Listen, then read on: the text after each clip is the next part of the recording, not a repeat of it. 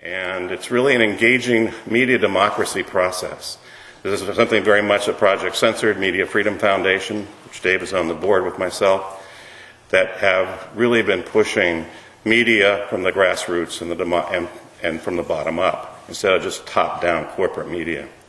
So it's my great honor to introduce Dave Mathison. Thank you.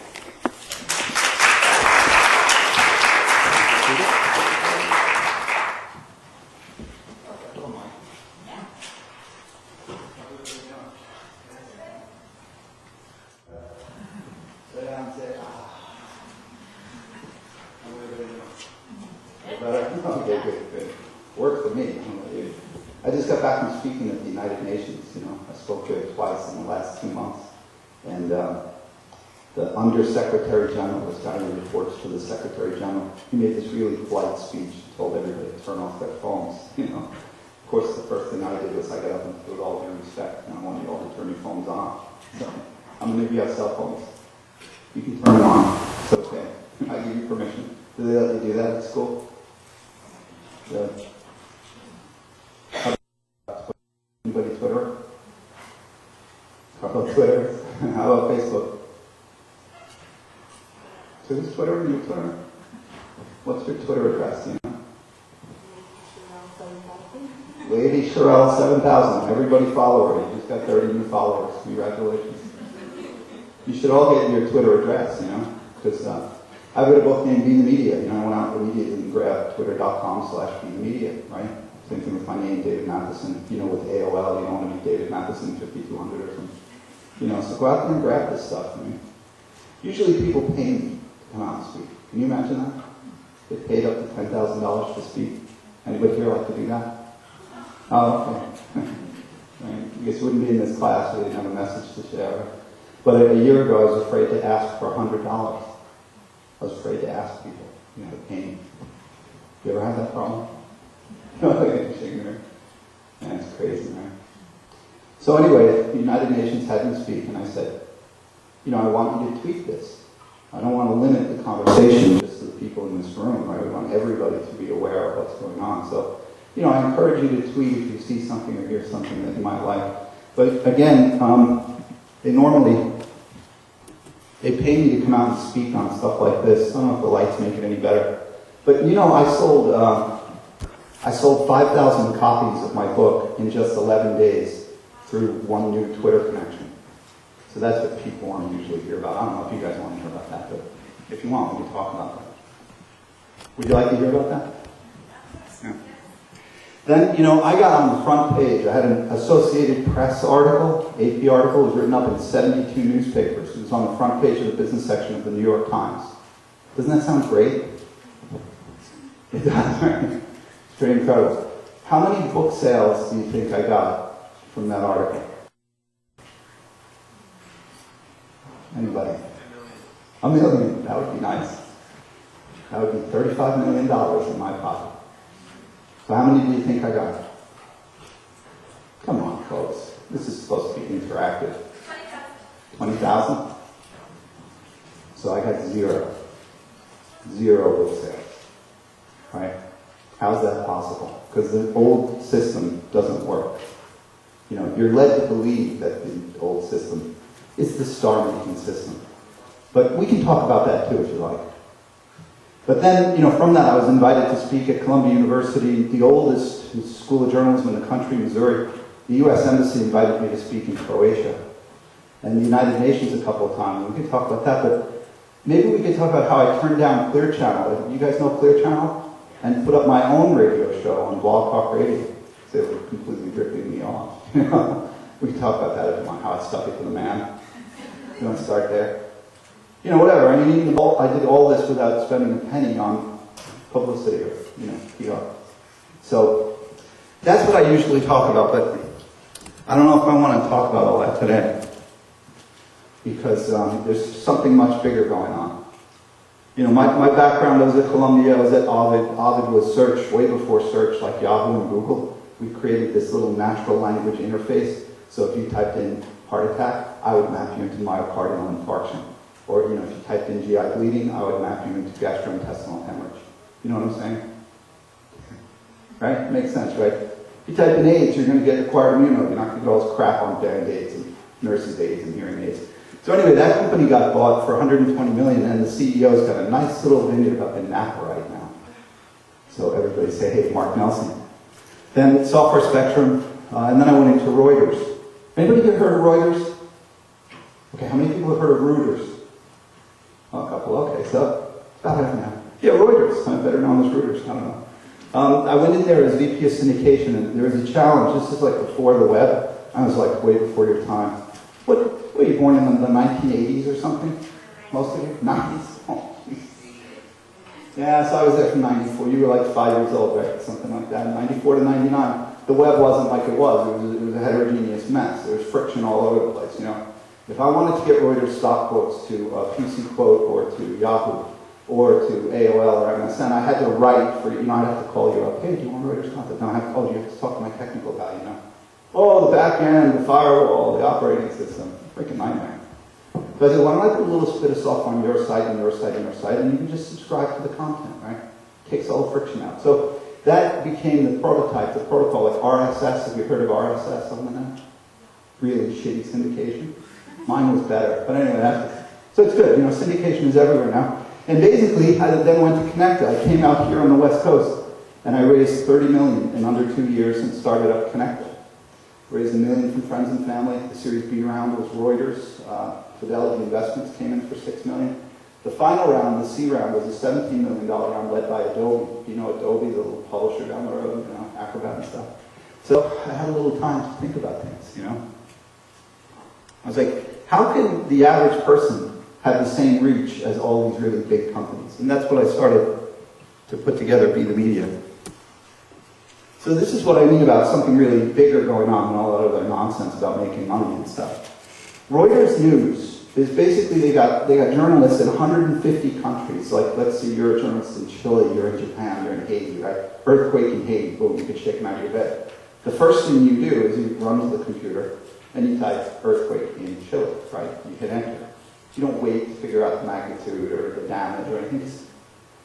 Reuters News has to get like across the globe instantly.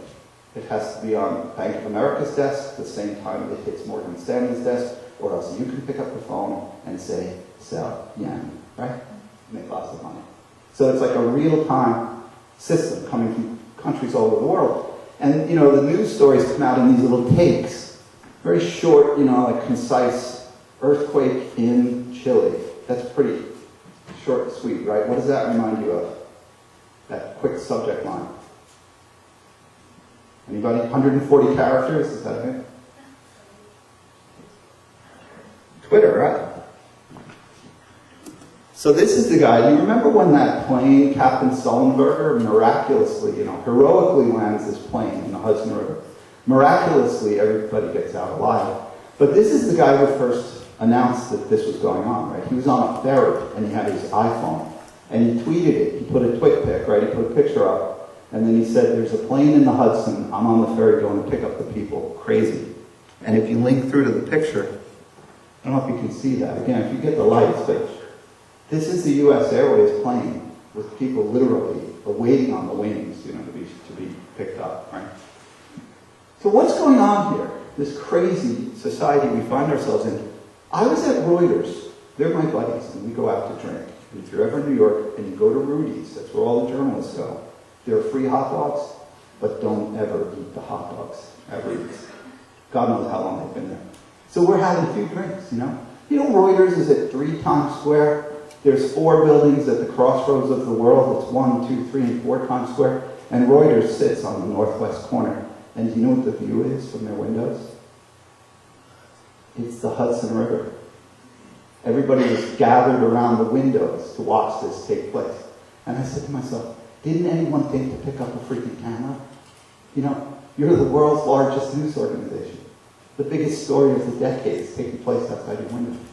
And they got beat to this story by somebody using Twitter, right? So what does that say to you?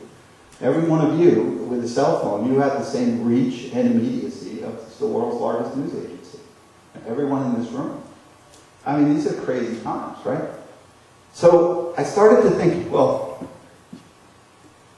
if these are weird times, everyone's saying there's this revolution. Oh, The revolution in radio, revolution in music. You got to check out this revolution in publishing. But this is bigger. I mean, the only thing bigger, there's too many revolutions here for this to be a coincidence, right? Especially in media terms. But if you think in human terms, the only thing bigger is a Renaissance. And they don't come around very often, but when they do, they impact for not years or decades or centuries, but thousands, millennia. Just Renaissances are crazy. The first one, if you point back to the year 0, it was like this 500-year period before Christ and after Christ. All around the world, you had these sages, walking around. You had Muhammad and Buddha, right? We had Gautama Buddha in India. You had Muhammad and Jeremiah in the Middle East. Down in Mesopotamia and Greece, we had Socrates and Plato, right? Lao Tzu and Confucius in China. They were all walking around the same time period. It's kind of a unique period in history. Unbridled flourishing of human creativity. And what are their messages? If you remember the golden rule? Right, tweet others, right? I would say in internet terms, tweet others as you would have them tweet you, right? That's a good tweet. Or, the Ten Commandments. Are those relevant today? That's a good tweet too, thou shalt not kill. That's relevant, right? 2,000 years later. It will probably be relevant in the year 4000. But who are our gods today? If you just think about it as how many people are following you on Facebook or how many people are following you on Twitter, I guess you could do that, right? So who's the most popular person on Twitter? Anyone know? 6 million followers or something? Miley Cyrus is up there. Who? Taylor Swift? She's up there too. Ashton Kutcher. It's number 1. Barack Obama's 4, right? Ashton Kutcher beat Barack Obama. And Britney Spears is number 2. Ellen DeGeneres is number 3. And Obama's 4. So, are these our sages, walking the earth today? Well, these are the people we're following, right? You make your decisions by, you are what you tweet, So I just love that concept of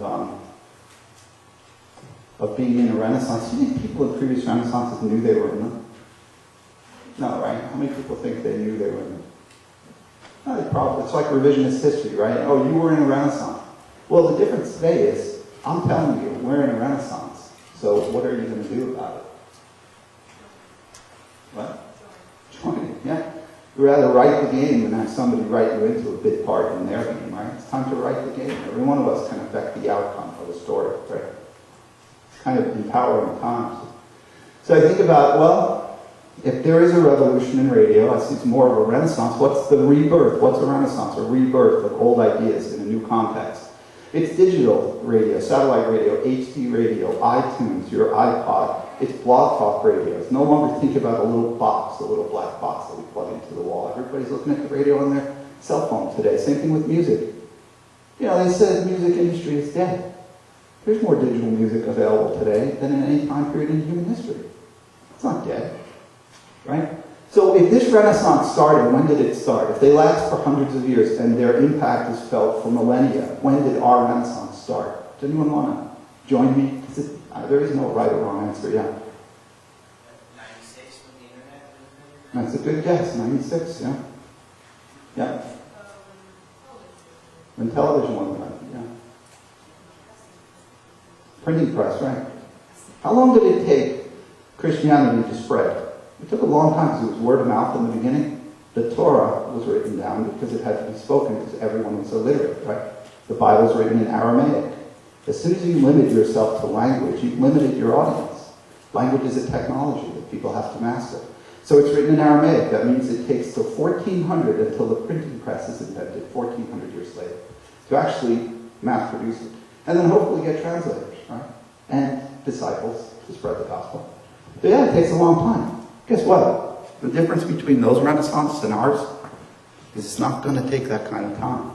Like, a sage could be walking the face of the earth right now, upload a photo to YouTube or a video to YouTube, and the whole world knows it instantaneously. You're not limited by language, right? A picture speaks 1,000 words. So we're in incredible times. Have no illusions. The difference is, though, anyone can participate. Anyone. There's no barriers to entry. You don't need to break it down into technology or language or territorial or geographic limitations. To me, the most important is there's no regulatory issues, but I don't know if you want to go there. You probably heard enough about that, right? Should we get some hopeful stuff? Get some suicidal? Is there a hopeful part? I think it is hopeful, right? I mean, we're in Renaissance. So who are the people that want you to be depressed? Go ahead, what? The old system, exactly. Yeah, people my age, in the container business. They'll tell you that, because the CDs are dying, music is dead. And we all know that that's not the real world, right? It's just a container. For example, how many of you bought an 8-track tape this week?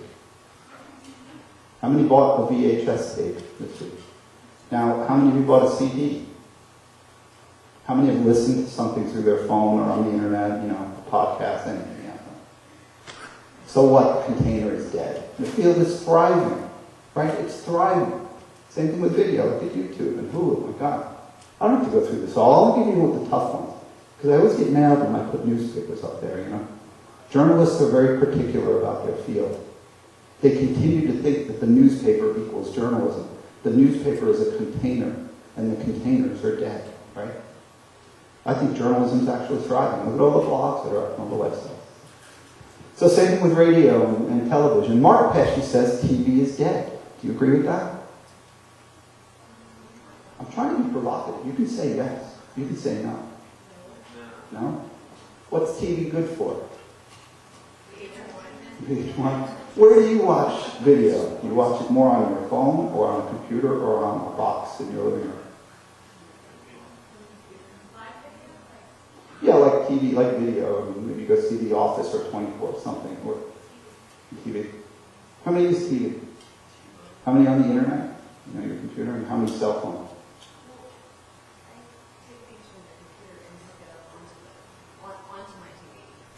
Lots of good stuff. So he says TV's dead. I think what he's saying is, what the reaction here is that nobody thinks of TV anymore as that little box, that's plugged into the wall. Look, that's a crazy idea. If I wanted to create a video of you 10 years ago, I'd need all of this equipment, and I have to encode it in a certain thing, and bring it back to a multi-million-dollar facility, and they would have to edit it. And then I got to go get permission from freaking FCC, right? Oh, please, can I have a license to have a tower so that I can broadcast my video? Or you and I, we would have to go beg some corporate suit at an executive suite and say, please put my video online. You guys don't have any of those limitations. You just put it online. You don't need the FCC's permission. TV's dead. It's only inertia that's keeping this system going, folks. And you're all leaving. We all know. The average used to be you spend 6 hours a day in front of a TV. Now, all of you are moving online, right? You're all using Facebook, you're all using Twitter, you're all entertaining each other. Well, they don't like it when you do that, because you compete for their eyeballs. They're now competing with all of us. Imagine that, you're competing with the audience. So, it's a good time, but there's also some things I think we need to watch out for. Because this definitely isn't about technology. How many people use MySpace? How many used to use it 10 years ago? Technology is going to come and go, folks. I swear. And just be careful of this. It's not about podcasting and blogging. This stuff's going to come and go. The key movement here is we're moving away from control by a few wealthy corporations and into the hands of the people. You and me. That's where it's all at. That's where it is. We're a model of abundance, But their business model is one of scarcity. Do you know what I mean? They love scarcity. You think about it in terms of, hey folks at home, think about it in terms of the energy system that we have, right? Who profits from scarcity in energy? Big corporations, is that what you said? Yeah, name some. PG&E, General Motors, BP, Exxon, Mobil, right? They want you to believe we've got to continue to extract this scarce resource out of the ground because they control the pipes and they control the infrastructure and they jack it to you and me at the pumps, right? Scarcity. We don't have enough. But you and I, we all know, we can go outside today and we could solve the world's energy problems with solar and wind and geothermal tomorrow. We could.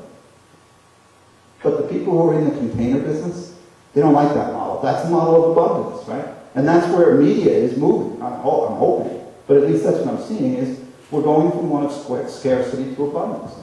A few squillionaires like Rupert Murdoch and Viacom, they used to control all this. I mean, they still do. There's only 5. You all studied this, so I don't have to bore you. But 5 major media companies control. Well, if you're a musician, 3 major labels, come on, that's competition. That's free market bullshit. This isn't a competitive market. This is fixed from the top down.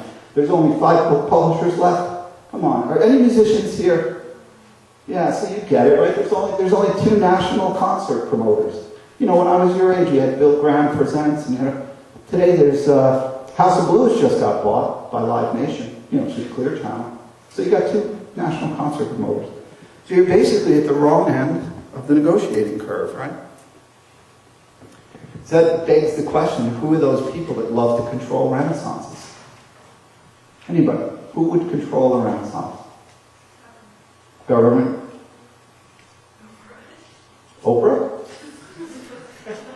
Like the church, when the church was all powerful, right? You needed a Medici. Oh, Michelangelo, I think you're wonderful. You needed a rich patron. I have news for you. Every one of you are my mini Medicis. That's the new world we're in, right? Where you support your favorite artists directly. You don't need some approval, and we'll show a couple of examples for that. But the danger of it is you got corporations writing the rules. In 13 states, the corporate-induced legislation led to you can't create your own municipal broadband network in that state. And that was written by the phone companies and the cable companies. Because they don't want to compete, right? So the other way they do it, this is really nefarious. Any American Idol fans here? Yeah, I love the show too. Well, this is the contract that every contestant signs. Not just the winners, every contestant. And, the producer being 19 Management, Simon Fuller's company, Rupert Murdoch, News Corp, Fox. So I hereby grant to producer, Simon Fuller, the unconditional right throughout the universe in perpetuity. How do you like that language? What are they doing with these contracts? They're selling their intellectual property to a company, right? So if you think about it, here's a crazy thought. If the empire was built by stealing land from indigenous people, and you're in an industrial age and an agricultural age where you need people to work these fields, right? So you get women in sweatshops, you get kids in coal mines. You don't have a lot of labor unions begging for a 40-hour weekend. You got slaves working the land, right? But now we're not in an agricultural age or an industrial age. We're in an information age. So how does the empire perpetuate itself in an information age? They take your physical property in the physical age. What are they going after today? Your rights. They're taking your rights. What did this kid just do? They just signed away their rights unconditionally throughout the galaxy in perpetuity. And they can give up information about themselves of a personal, private, intimate, surprising, defamatory, disparaging, embarrassing, or unfavorable nature that may be true and or false. American Idol could just make stuff up about you and run it forever and make lots of money off of it, and you, the contestant, don't get it then. So these are the kinds of contracts that we all sign.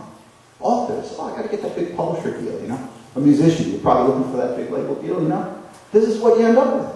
This isn't the, the light at the end of the rainbow. This is a path to indentured servitude.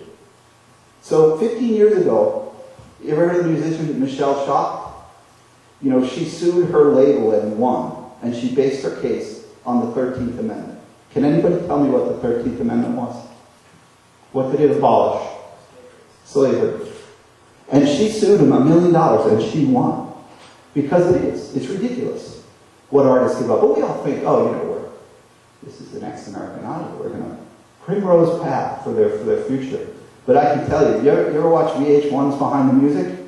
I can name dozens of famous bands who got completely screwed because they ended up giving away their rights at an early age when they didn't have anybody to advise them.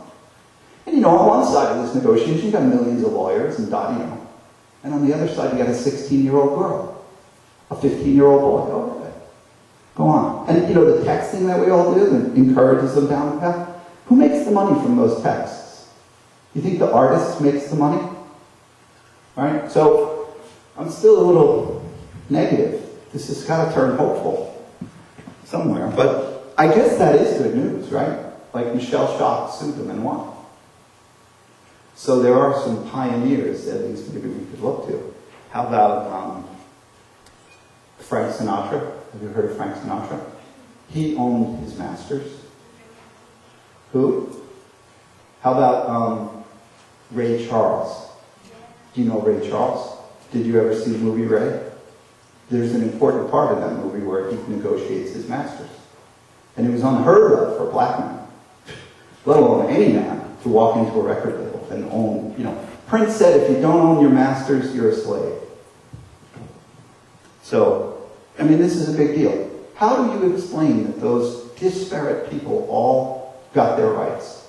What do you think they had that allowed them to go in there and negotiate for their rights? Anyway. Representation, probably good attorney. You know? What? Talent, absolutely. And an audience. Right? Think about it. They had demand. They had the will, they had the power because they knew that they could go to another label and they bought some money for them. So that's what we try to do. I mean, at least in being media, we're trying to teach people, please, don't give up your rights. Please, control your royalties. Please, take all of the money. Don't give it all away, because otherwise you're not going to survive. So this is a typical publishing contract. I won't bore you with it. But they take all the rights too. Like, I get paid $10,000 to come speak. And do you know that the publisher would take the rights to my speaking? They would, if I wanted to create a fan club or interactive software, I'd have to go back to the publisher and like beg them to give me the right to do it. And they'd take most of the money. So that's why I self-published. And that's kind of what I'm pushing, is that if we're so freaking smart, like seriously, you know the Rocky Mountain News is dead? You know it's gone under, the big newspaper, right? 150 years it's been around. If we're so smart, how come these things are happening? You know, how come major media companies are firing people, laying people off? And how come everyone's complaining that they can't make money? When on the other side, I see all these people in Marin and, you know, Beverly Hills and Amagansett in the Hamptons and Scarsdale, they're making a fortune. Do you know the people I mean? I'm not talking about the slimy internet marketer sharks. I'm talking about legitimate people who are making money, basically selling retail information banking. I know mommy bloggers who blog about neighborhood playgrounds. You know, where it's safe to change your kids' diapers, you know? And they're making money. So it's like, how come those people are making money and like really smart people aren't? Isn't that weird?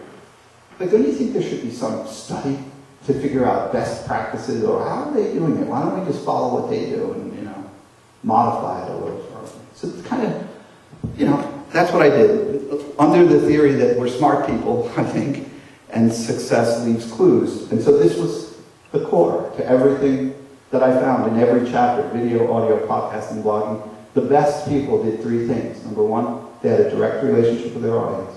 They cut out all the intermediaries. I think I can explain this in a very discreet way, right? Monday I spoke at the Publishers Association of Los Angeles, and I sold a ton of books. And it was great. I was putting money into my pocket, checks. I couldn't control them, you know? Like, I couldn't stop people if I wanted to. Then the next night, it was even better. I was speaking to the book publicists of Southern California. In the 34-year history, the president said of my speech, that I had them riveted, and everybody bought a book. And I couldn't fold my wallet. That was really cool. Like, my wallet was so fat, you know, that I couldn't close it. And I had to figure out where my 10s were and my 20s. And I had to go into Whole Foods to get hundreds, because I had so much freaking money. The last night, I speak at writersconference.com. And they had this little guy who said he was a bookseller. You know, so he had everybody's books on the table over there. And people lined up until midnight to get my signature. You know, I stopped at 11, I started signing at 12, and I kept looking over this table, and all they were doing was, they were taking the person's money, and they were giving them a book. And I was like, you know how much they got for that, to do that? Percentage-wise, throw out a number, between 0 and 100%. 10%? 50. They took 50% of my freaking money that night. You know how pissed I am? Like, I never used to really even think about it or like get angry about it. But lately I get angry because I'm just like, why would I give up 50% of my money to somebody who's basically doing what I can do too? So I don't do it. You can't buy my book on Amazon. Give me one reason why you can't buy my book on Amazon. They take 50%, exactly. They're between 50 and 60%, and they do have a contract that you got to sign. And then the next thing you know, your book's up there for $1.99, you know, selling it used. What's funny is that if you search Amazon for Be the Media, there's only 4 entries, and they're all over. One of them was $1,000, an autographed version that somebody got from mine. I'm just like, wow, that's pretty cool. Like instead of $1.99, it's scarcity, you know, supply and demand. But anyway, control your rights, repurpose your content. So this is the other, if there's 2 things you take away from today, well, what time do we end? Do you know? And what time is it now? I don't want to keep you in on St. Patrick's Day too long. If there's 2 things that you get out of this, this is one of them. Kevin Kelly wrote the foreword to my book. He's the co-founder of Wired. And what he's saying is, you don't need millions of fans to have a hit anymore. He's saying that just 1,000 true fans will do. This is great news, right? Because the cost of creation is so low now, and the cost of distribution is 0 on the internet, that anybody, any creator, only needs 1,000 true fans to make a living. What does he mean by that? Have you all seen the usual long tail slide? Well, we're all competing with each other, right? For attention, videos, music, etc. So we're all out here in the long tail, right? Competing with each other. There's lots and lots of stuff, but there's tremendous downward pressure on prices because there's this unbridled creativity. This is the other side of the coin. This is bestseller, right? This is if you sell 100,000 CDs, you move 10,000 books, you maybe make $1 million opening night when your film gets out in the box office. What Kevin is saying is there's actually a middle way, and it's called 1,000 True Fans. And his theory goes like this. If you can find just 1,000 true fans who'll give you 1 day out of their annual salary, then you can make a living as an artist. Right? How does that sound to you?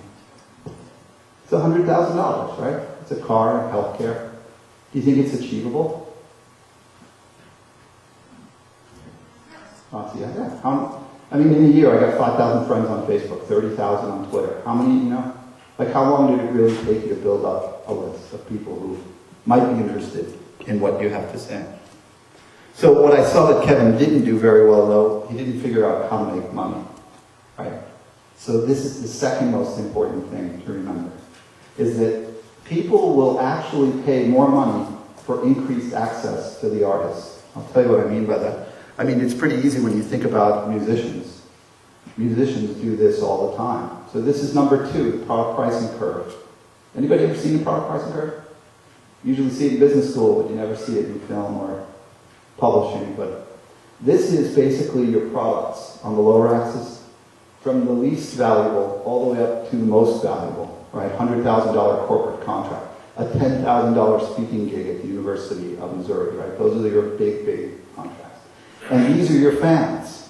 People who will pay absolutely nothing, but maybe will download a free ebook or whatever, or a digital MP3 file from iTunes.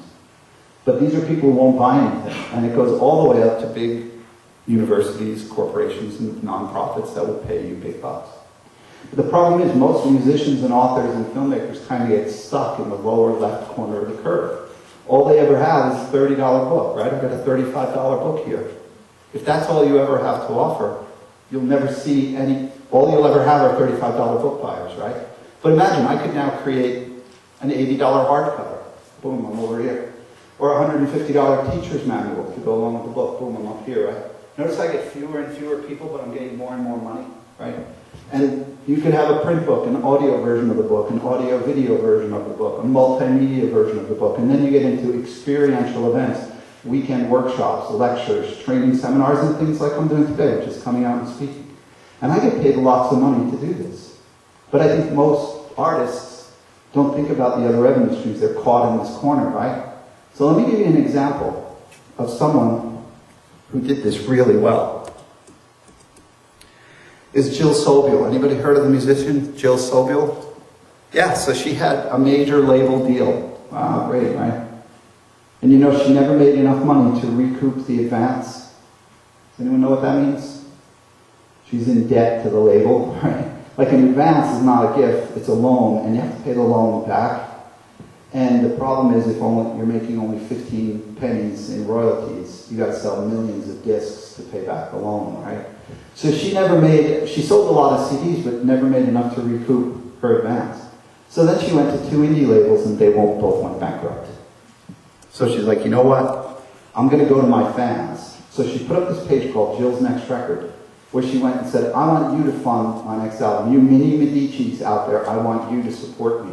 But she gave them all this cool stuff. She's like, for $25 you get a copy of the CD. For $100 you get all of the above, plus a t-shirt saying junior executive producer on the t-shirt, right? So you feel a part of helping her create it. So I like this one. For $200 you get free admission to her shows for the next year. Is that brilliant? She hasn't created a CD yet, and she's already booking, performances in different cities. And she knows where to go and where not to go. But I love this, the gold level. If you gave her $500, she would do an instrumental track where she mentions your name and maybe rhymes with it. But this one's the funniest, gold doubloons. For $250 more, you get the exact same thing, but you give her more money. And I interviewed Jill last week on my radio show, and I asked her if people did that. And, people did. People paid more money to get the same thing because it's freaking funny, isn't it? And the platinum level, she writes a song and she puts it on your answering machine, or the answering machine of a loved one as a gift, right? But this one's a killer. It's $5,000. If you give her $5,000, she'll do a house party for you. She'll come to your house. And she said on the show that 8 people did this. So do the math. There's $40,000 there for doing house parties. And people actually made money by hosting a house party. How would you make money from this? Yeah, charge tickets. What better way to show off to your friends in Brentwood, that Jill Sobel was in your living room, right? And then this was the killer, weapons-grade plutonium. For $10,000, you get to sing on her CD. You think anyone did it? Yeah, one person, she said. And she said she put that up as a joke. She didn't think anybody would ever do it. But she put it up there, and somebody did it. And this goes back to what I was saying before. If you don't ask, you're never going to get something, So my joke to her was, I said you should put up a $25,000 level. But what is Jill doing? And this isn't just for musicians, because Barack Obama used this product pricing curve like a guerrilla rock star to win the presidency of the most powerful nation. It's not all about money. It's about building a base, building an audience. And she did that by the freebies. Then she offered more and more higher and higher value services. And the higher value services were more personal and intimate contact with the artist. The closer you got to Jill, the more money you're willing to pay, right? So where are we dropping the ball? I usually talk to business people and musicians and artists, and this is where it gets into a free-for-all, Think about the places where you could be doing better, Think about the things that you're not doing. Where are your holes in the product pricing curve, If you're doing well in certain areas, but you could be doing better, it might be time to focus, to focus on those new areas. But the real lesson, I have to tell you, there's lots of other examples, artists share. I can tell you, how are we doing on time? 20 minutes? You guys okay? Do you want to take a break? Is this valuable? Yes. Resoundingly say yes. Yes. It's valuable. Okay. Well, then I'm going to tell the story of how I did it, right? How did I sell 5,000 books through one new Twitter connection in 11 days, right? And then get on the New York Times and speak to Columbia and the United Nations. And it's crazy, because I was tweeting and somebody followed me on Twitter. But what I normally do is I then go and inspect, who is this person? What are they tweeting? Who's following them? Who are their followers? And if I find out, this is a musician, there's a publisher, there's a journalist, I would send you this direct message that said, oh my God, I love you already, thank you so much for following me. Go check out bethemedia.com, I'll give you a free download. Because you're a musician, you'll probably like this, right? So real quick, 140 character. And sure enough, she went to the website and ordered 4 books. So, wow, I didn't have a book published, so I was getting kind of psyched. So I sent her an email and I befriended her on Facebook.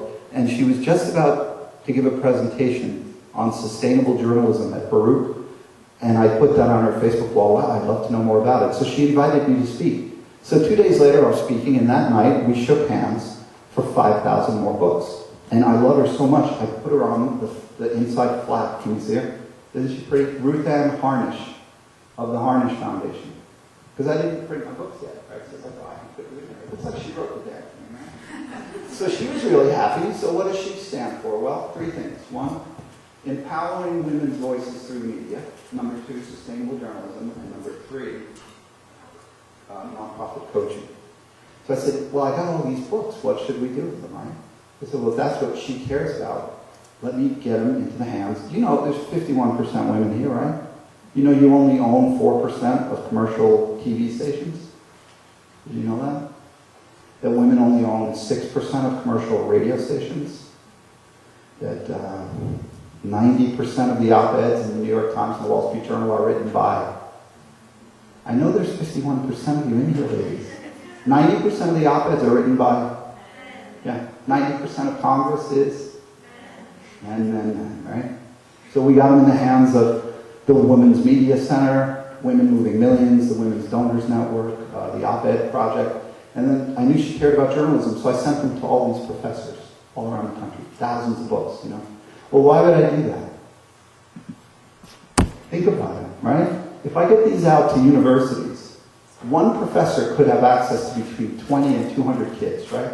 Or should I say young adults, right? That means I potentially have between 20 and 200, that 20,000 and 200,000 book sales, not just a year, but every semester, right? Twice a year. So that's a huge opportunity, but it got me to speaking at all these other universities, which basically led to a speaking presentation at the UN and this front page article in the New York Times. But how did this all start? Where did it all come from? Freaking Twitter. Go figure, right? So now, as I keep saying, is why we're dragging all these old, stupid business models that don't work. You know, people always ask me, how much time do you spend on Twitter? And I say, not enough. Like, think about it. That's where my biggest sale came from. It's like making a lemonade stand and having overrun, right? You're out of lemonade. And then you decide next weekend to go to the corner where nobody, you know, like the ghost corner. And then you keep going to the ghost corner, you know. Why are we using all these old business models that don't work anymore and ignoring the stuff that is working? Is anybody Twittering now? Are you going to go home and get a Twitter account? But like I said, it's not about technology. You know, it's about building an audience, building a base for your audience. So I had a unique position of trying to get this thing, well, lesson learned. Here's a big lesson learned. Get out, you know, from behind your computer. Right? Face-to-face and phone calls. But the 5,000 book sale didn't happen online. It happened at Baruch when I met this woman face-to-face, right? Stop wasting, you know, email is such a distraction. Oh, I got 50 emails to get through. Bullshit. You know, you shouldn't be picking up the phone just because it rings. First thing you do is you get work done. And the first thing I would suggest is go out and meet people. Come to events like this, you know, network. Networking is where you're going to make your big deals, not behind a computer. That's a good start, though. I worked the product pricing curve. Oh, at any point, the deal could have fallen through. Think about that. So she follows me on Twitter. I send her a DM. If I never sent that DM, she never would have bought 4 books, right? After she bought 4 books, I befriended her on Facebook. I wrote on her wall. If I didn't write on her wall, I wouldn't have been invited to Baruch University, right? If I never went to Baruch, we never would have shaken hands on 5,000 books. And I never would have gotten those books to all these universities. And I certainly wouldn't be speaking in front of you or the United Nations. So where are the places where you're dropping the ball? I'm guilty too. You know, like, I don't have the time to do everything that I used to do, but are there places where you can identify where you can stop dropping the ball? Yeah. Absolutely.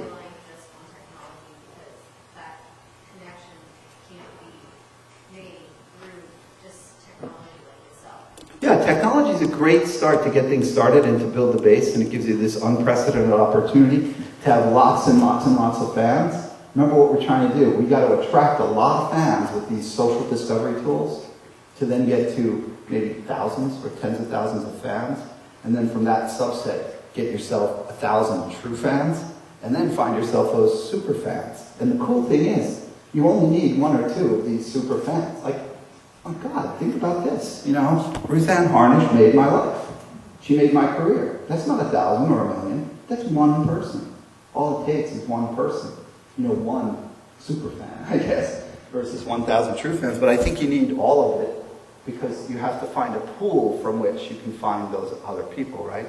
I may be crazy. This whole thing's a work in progress, so I hope we throw eggs or tomatoes at it, and we'll see what happens when it gets cleaned up. Other questions?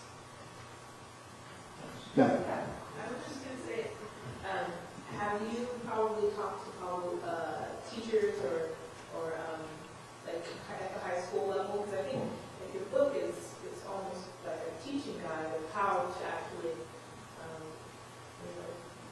be smart with today's technology, and a lot of schools are actually falling behind in that realm because a lot of students are more technologically advanced than they are in the classroom and stuff like that. If we're more engaged, maybe afterwards you and I can chat deeply about this, but I would have thought, yes, to answer your question, yes, we're trying to get into schools and deep into schools, especially journalism, media, and communication schools. So we sent our books to all of those faculty in each of those schools.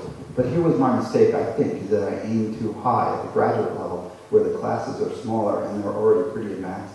And I think I would have done better if I were to get another 5,000 books. I'd probably send them to undergrad. Intro to Mass Communications has, 300 students in it, versus a senior level course at Journalism School of Columbia has 20, So there's a bigger market, and I think a ready market for the message. There may be some things in there a little bit radical, I would say, for the high school audience. Like we name, the FCC says there's 7 dirty words that you can't say on the radio. And so, of course, I printed them in the book. You don't know what they are, right? How can you not say them? So, there may be some language in there that prohibit us from the high school market, but thanks, yeah.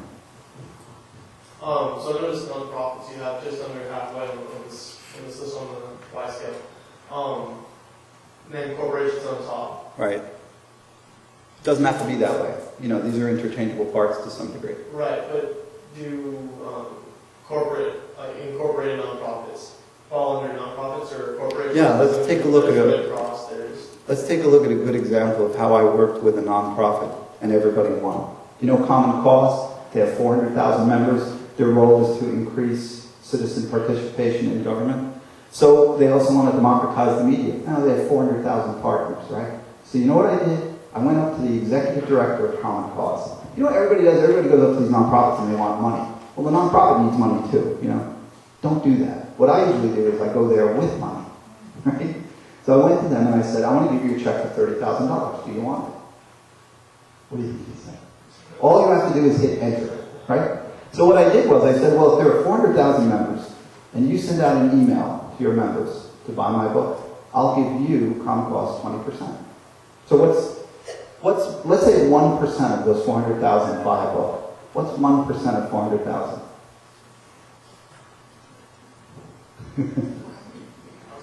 4,000, right? 1% of 400,000 is 4,000. I could potentially sell 4,000 books, boom, instantaneously, right? So it's easy for me because I self-publish. I get $35 per book. So I can give them 20%. That's $7 a book.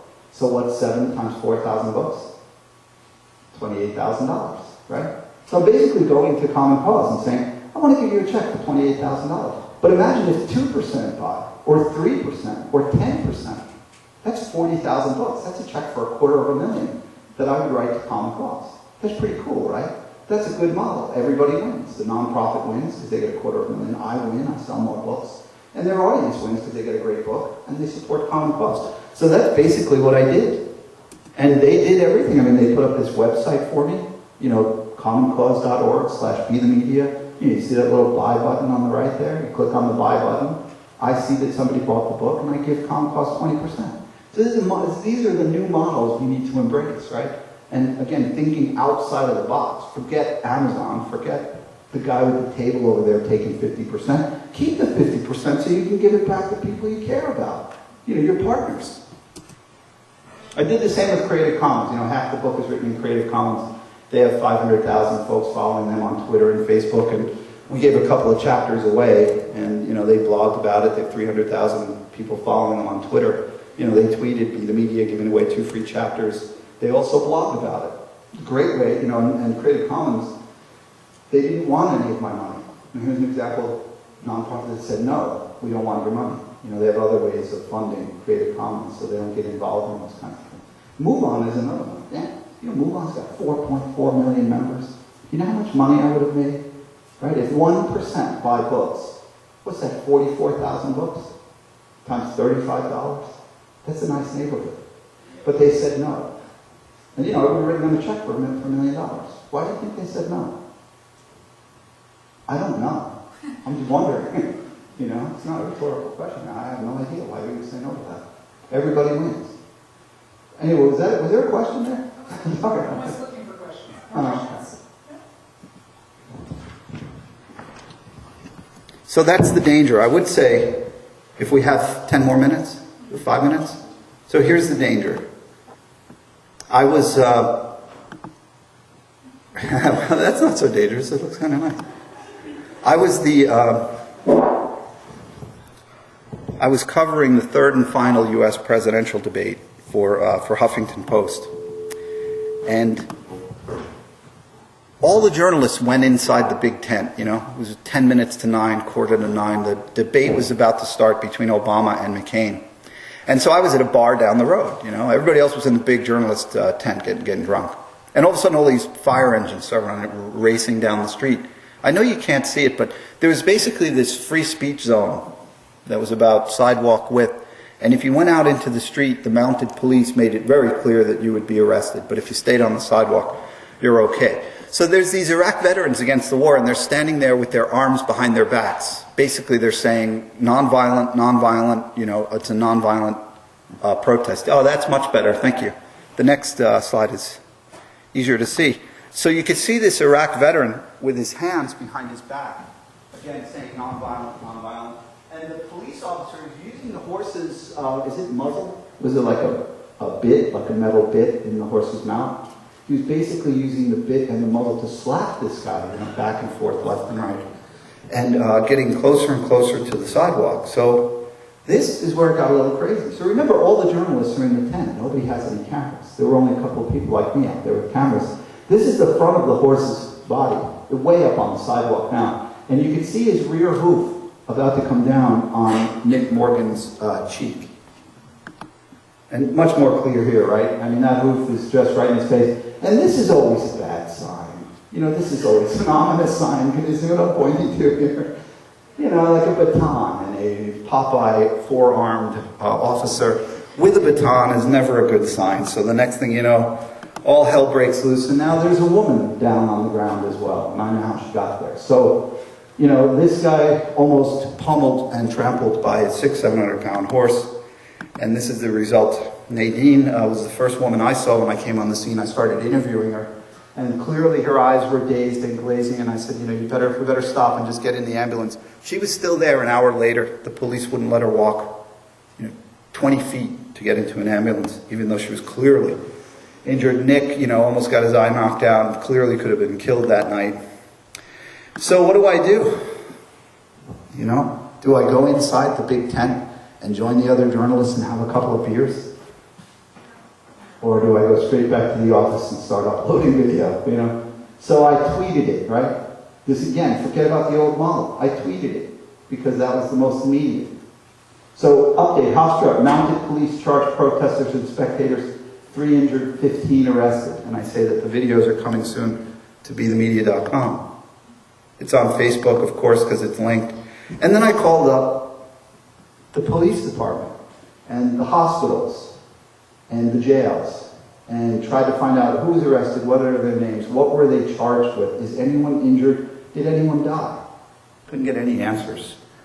So I made the post, and it was updated to that point, 3 trampled and injured, 15 arrested. So I clearly had gotten more news by that time. And this is my YouTube dashboard.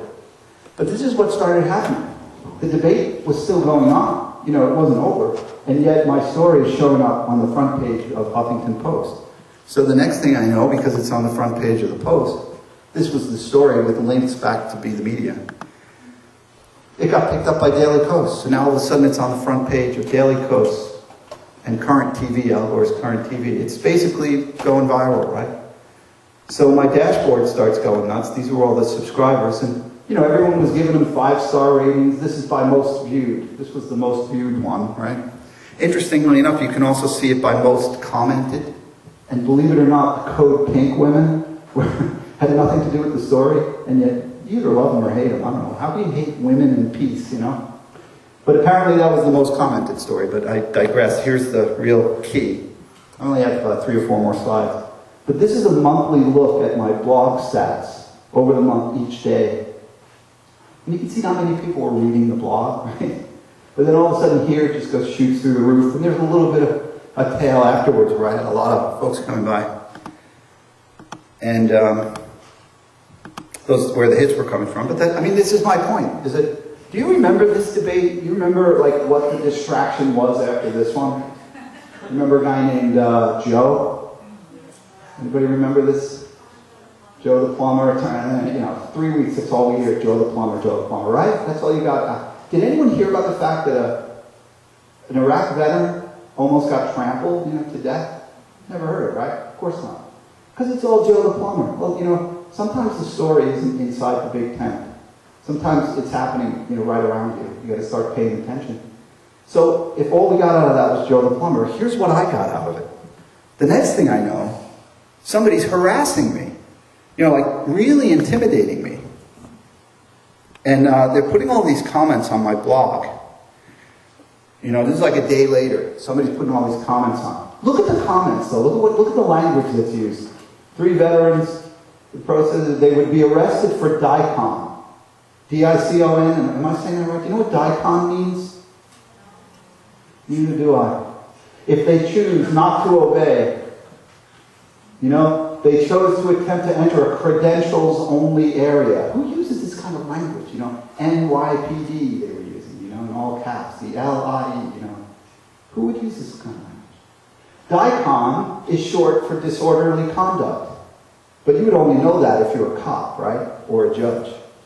So somebody's basically sending me harassing messages to my blog. And like, he's hiding too. He's putting up like fake email addresses. He made 3 entries. And he used a fake email address. But what this idiot didn't know was that I could check their IP address, right?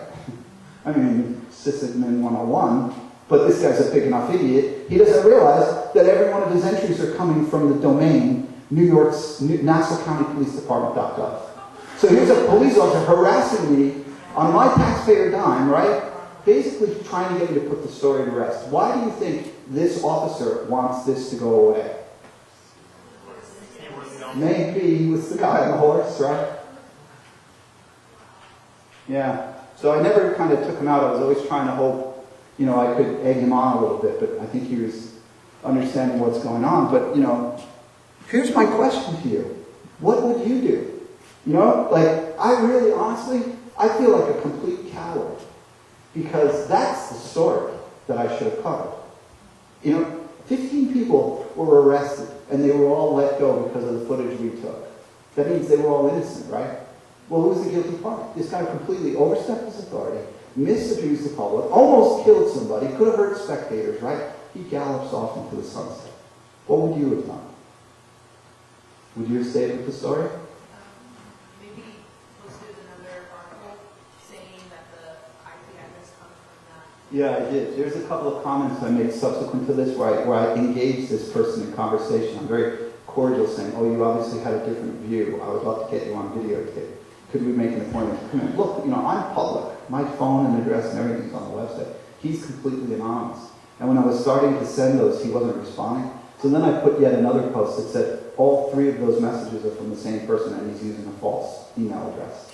You know, so that the rest of the people posting knew it. But, you know, I used to come out of my office like 12 at night and I'd be like, you know, you'd see a cop car out there and be like, is he out there to save my ass or bust my ass? You know, this goes on all the time with journalists. Have no illusions. You know, somebody in Denver 10 years back went to his car and the car blew up with him in it. It's not funny. You know, journalism sucks. Like, I have a whole new... Are you a journalism teacher? No. Yeah, like, how do they do it? How do journalists do this? How do you kiss your kids goodnight and then cover the drug trade in college? Right? How do you cover the mob in Little Italy and sleep at night, you know? I don't know how they do it. All I know is I couldn't do it. So this is like, I was trying to be hopeful and positive, and we're all like suicidal again. This is the hopeful, you know, this is, what I'm trying to say is we're in this like interregnum, right? We're at this point where traditional journalism is dying. and the funding models that supported it. And we're now in this renaissance, we're in this interregnum. Before the promise of citizen journalism can be fully realized, we don't have the mechanisms to support it. I was scared, you know. It shouldn't be my job. Well, maybe it should be, you know. Maybe instead of surveillance, where you got Big Brother, we should all be wearing cameras and do sousveillance. You ever heard of sousveillance? S-O-U-S? Look it up on Google. It's funny. It means little brothers. We all have to hold power accountable now. It's up to us. I don't know. You know, they're cutting back on journalism at newspapers and at TV and radio stations. So it's kind of up to us. Is anybody up for the task? Yes, I'm just curious, are you, I just suddenly imagine this idea that us amateur journalists would actually fill a newspaper by sending our videos or our stories. And so having, because it seems like we all know that at least in the United States and in other countries that there's strong bias and there's strong focus on making money in the media, especially news media. So I can imagine freelancers out there sending information out. How do we create the taste for the kind of media that we're looking for? How do we create a taste, and where would we meet in common? Because I know that within family and friends and communities, we're divided by where we go for our sources, and therefore we're not necessarily able to talk about the same things. Right, well, that's a good point. And certainly online in the Bay Area, you've got like spot.us. Have you heard of that? Just like Jill went out of community to fund her album, spot.us has community funded journalism. So if you see something in the city or San Francisco that you want to see covered, you can give micro donations and encourage your friends to give micro donations to help support it. Those are the kinds of things. But then there's stuff being done with no hope for reward, where people collectively are getting together and building open source systems like the Linux operating system, the Firefox browser, and the world's biggest encyclopedia, Wikipedia. You know, we're in kind of some incredible times as far as getting people mobilized to do things for you. But does that answer your... Was there a second part to that? Just how do you develop the taste? Right. That's what I go back to. You are what you tweet. Yeah. Okay. No? Yeah, like if you're just telling me what you had for lunch, I probably don't care. You know, you're not my sage. And I'm looking for the sages. And, you know, that's what I said. We're 2,000 years ago, we got all these sages. Who are the sages today? Is it really, you know, Ashton Kutcher? Like, name somebody from the last 100 years that's, like, going to have an impact 1,000 years from now, will still be relevant in the year 4000. Gandhi, absolutely. Martin Luther King, absolutely. Albert Einstein, I totally agree. Cesar Chavez, for sure. Obama, yeah, sure. 2,000 years from today, right? So that's when it gets to authenticity. That's the criteria I use. Is this, you know, is this person of something of value and great content, you know, great music, whatever it may be. Bob Marley, to me, One Love. That's a great tweet. It's 2 words. You know, you're telling me you can't get enough, you can't master the 140 character limit. You're not trying hard enough. One love, right? Thou shalt not kill. It's 4 freaking words. Like, that's poetry. That's where we're aiming, right? So who are those sages of today? What are their messages? I would bet you that there's a sage right here in this room. That there's an American Idol in this room. But the old model of scarcity, we want to believe that, oh, there's only one American Idol. Look, the guy who comes in 5th and 6th, they're getting like 4 million votes, right? You don't have to give to get 4 million followers. You're not a loser, dude. You won. You know, you got 4 million people. But I digress. Where were we? Sorry about that. Someplace new, I got mine ready. Alright, so... Running out of tape. Kidding. We've been discussing in this class all different types of media and the powers that these media possess. We've been talking about BBC, Al Jazeera, CNN, Fox News, MSNBC. Was it Sky News? Who tried to collaborate on a bunch of different ideas from other... Oh, it's Newsy, that's right. Sky News? Okay, so they have all these different sources, and everyone listens to them because they have this power because everyone's engaged in it.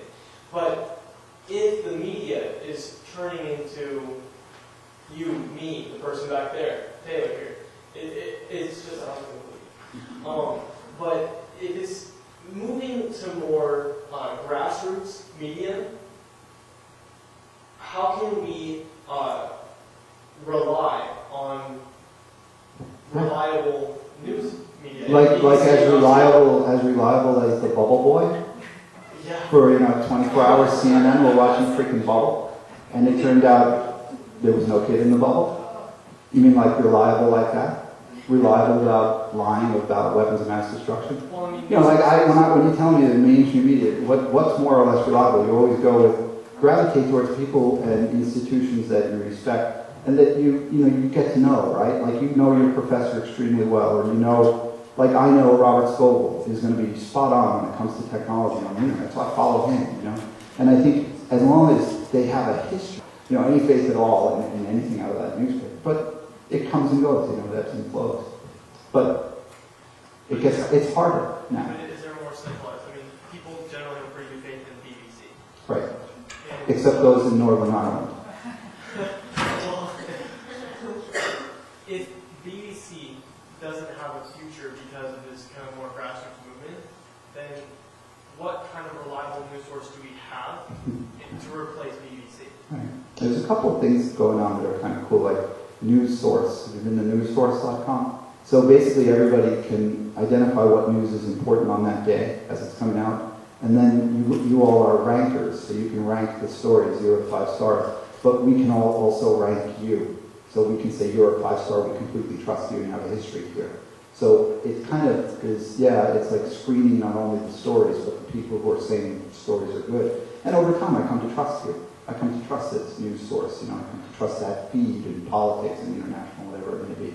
And I guess that's the way, hopefully it starts to evolve. But, even Wikipedia, what do you trust, what do you not trust? I say the same thing about, Michael Jackson died. Do you remember that? The LA, because I was watching all, I'm hooked on it, right? So I'm watching the whole thing.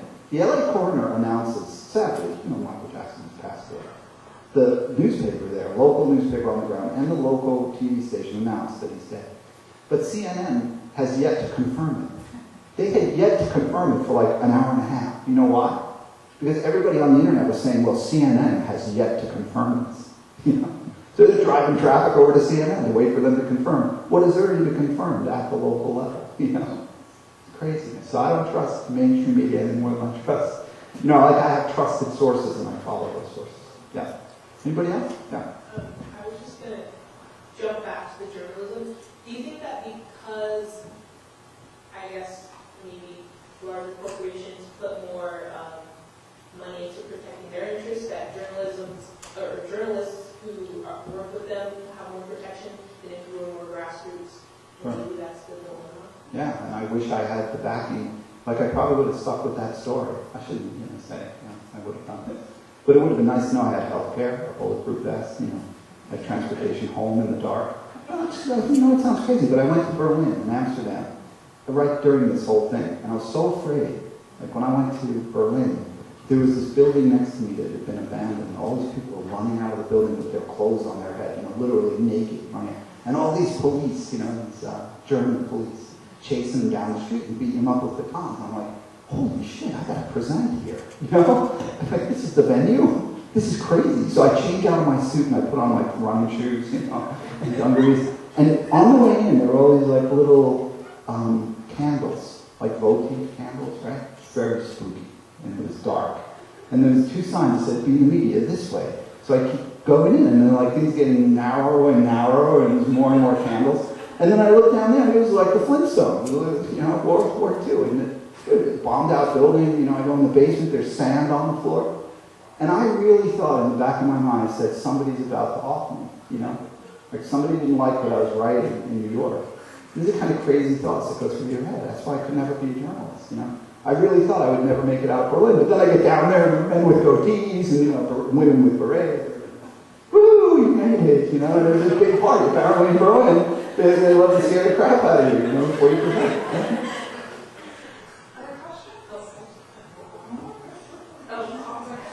How, as an empowered person who wants to deliver media, how would you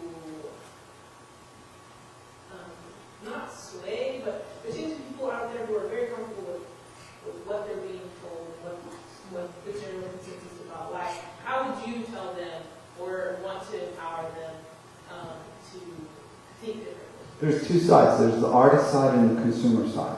What I would love to see is a shift in consumer behavior from thinking of ourselves as consumers of the product but instead to think about ourselves as patrons of an artist or a journalist or anyone, that you want to support. It's very local and small and it's beautiful, right? So that's on the consumer level. On the artist level, again, my real launch is you got to get rid of all the intermediaries. You got to cut out all those people in the middle of the chain that are making all the money, and you're broke and in debt, and owning your rights as well, not selling away the rights. So on both of those sides, a large shift needs to take place. And I think in Renaissance thinking, I don't know how many other people are, I wouldn't say preaching, but I think the gospel of this Renaissance idea is, to me, it's a little bit more, you can use similar language. I was really afraid with this book. Oh, the right's going to think this is a lefty book, But it's not. It's anti-corporate, if anything. It's pro-you. It's not anti-left or anti-right. It's like a populist book. But in some ways, like in just selling it, I had to figure out a way to sell it, but still get all these important messages in there. So if you think about it, there's a chapter on podcasting and blogging and self-publishing, so I can sell to all those audiences, but I hope they open up the second half of the book to read the policy issues and ownership issues, females owning the means of media creation and stuff like that. Yeah. One more question. Do you think the media is actually a human rights issue? Well, yeah. People say if we don't have free access to fair and multiple perspectives, and in fact it infringes on our human rights. Absolutely. The right to communicate is essential for all social organizing, for anything that we do in life. And as I said, it's kind of nefarious because you don't see it going on, but when a publisher and a label and a studio take the rights to our very minds, some of the most creative people on the town, beloved artists whose songs we sing, are left in debt to a label, right? But on a community level, they're doing the same thing. When they rip up the streets, there are rights of way, right? They rip up the streets, these cable companies, and they lay down cable. Do you know how much money we in the community get from those cable fees? Every month you pay $100 to the cable company, right? It's our infrastructure, right? We've given them the right to do it. How much percentage between 0 and 100 do you think the community gets from the franchise fees? 0? Close. They get 5. I say we should own it all. We should, anytime we have to dig up the streets, there should be an ordinance that says we're laying fiber. And the community owns it. And that $100, instead of being sent out to Pennsylvania Comcast so they could take risky bets with our money on Wall Street, we could actually reinvest it in the community. Or look at the public airwaves. When you ask them, who owns the media? Who owns our airwaves? We do, right? And yet you got Bill O'Reilly. Who's the most highly paid radio talk show host? Is Rush Limbaugh, $40 million he's making off of our public airwaves? He's not paying any rent. You know what I mean? Like, we're so crazy about not thinking about this right. That's our property. If you're going to make $40 million a year, I would like to see a little bit of that go back to our community, right? But no, it's a corporate-owned media system. Gosh, did I just get depressing again? There's a hopeful sign. We're in a renaissance. Welcome. What are you going to do about it, damn it? Wonderful. Any more questions? Thank you. Well, one more. We also have one more question. I know we'll celebrate St. Patrick's Day. What do you think of democracy.now? Democracy.org or Democracy Now? Yeah, I think the more independent sources of information that we have, the better. And Democracy Now! Is a great independent source. So is Project Censored, as you all know, projectcensored.org, and Validated News Service. Whatever you can do to put a little bit more alkaline into your acidic media diet is always a good thing. Thank you very much. Thanks, everybody.